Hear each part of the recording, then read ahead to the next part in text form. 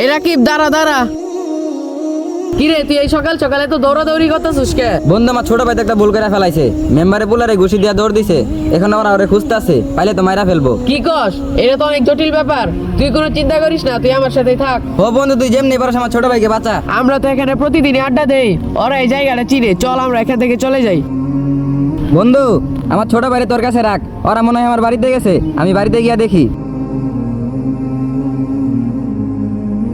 বাবু তুমি এইখানে একটু বসো, আমি প্রস্রাব করে আসতেছি।